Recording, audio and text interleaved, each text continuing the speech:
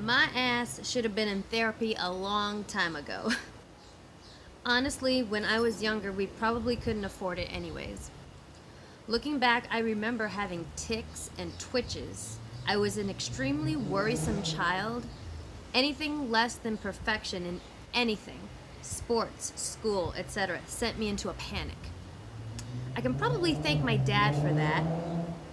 Once I left my favorite jacket at the mall. It wasn't an expensive jacket, and it sure wasn't my only jacket. Looking back, it was such a minor mistake for a 12-year-old to make. My dad screamed at me like I had just started World War III. I remember crumbling, crying, panicking that I had done something so completely unforgivable. Anything my dad pushed me in, I grew to hate. Tennis, basketball, even music, which is such a huge part of my life. And at one point, I actually had very little motivation for it. I didn't truly love it until I found my way back to it myself during high school when I auditioned for Grease and got the part of Sandy. It was very clear that I was expected to be the one who makes it out. The exceptional Negro. My IQ is 140. I was 3 grades ahead at one point. Perfection was expected in everything. I was less a daughter to my dad and more of a trophy for him to flaunt and brag about. And unless I performed in perfection, I felt undeserving of love. In my moments of weakness and sadness when I needed tenderness, I was met with disdain for being weak.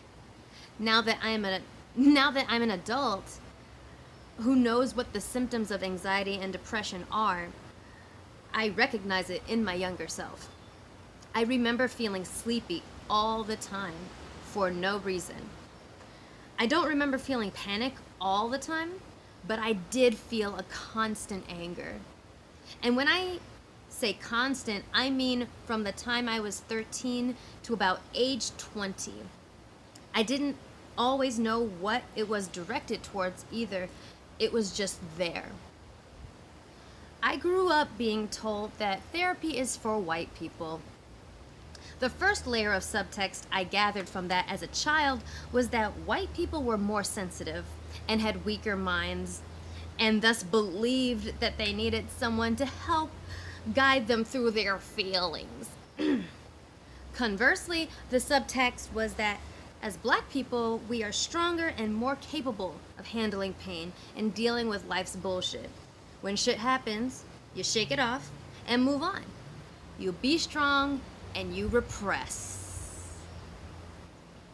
I think my mom tried to have me see a counselor when I was about 13. I resolved to be belligerent and resistant to every question the counselor asked me.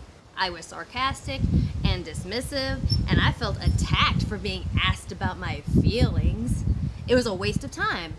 And I just kept asking, are we fucking done yet? When I was diagnosed with PTSD in my 20s, I told my dad. He asked me, when did I become so weak? He blamed my diagnosis on me. At this point in my life, I started to wonder why, as a black girl, I was taught that therapy is for white people. I started to do some research on where this stigma comes from. From what I gathered, turns out it goes all the way back to the plantation. When a farm animal gets sick or goes crazy, a farmer would shoot the animal. My enslaved ancestors were seen as animals. Any indication of sickness, physical weakness, inability to bear the burden of the work, mental instability, etc., would decrease the value of a slave. Any of these indications would warrant a slave owner to kill off the weak slave that would just be dead weight otherwise.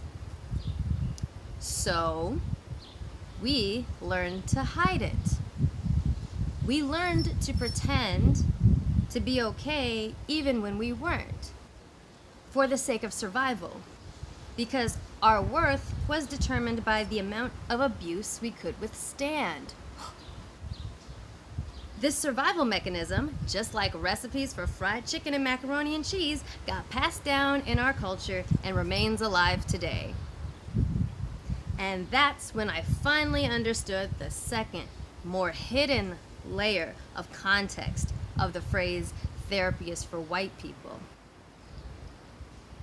Therapy is for people, like actual people that matter, whose feelings matter. We were never initially afforded that luxury because we were not seen as actual people.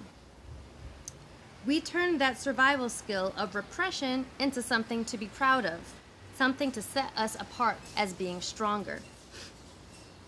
Almost a reappropriation, if you will.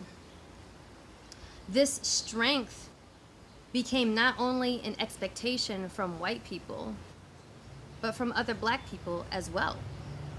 So we attack our own for seeking mental health help instead of just muscling through our trauma.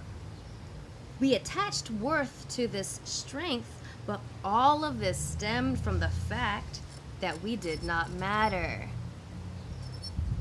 Now it's 2020. I am in no way on the plantation. However, I still feel this need, this pressure, this compulsion, apparently passed down over a few fucking 100 years, to prove how strong I am instead of seeking healing. And my own black father is there to remind me that I'm only worth as many lashes as I can take. Or else I might as well just shoot my own self in the head before the slave master gets to me first. No wonder it took me so long to book my first therapy session.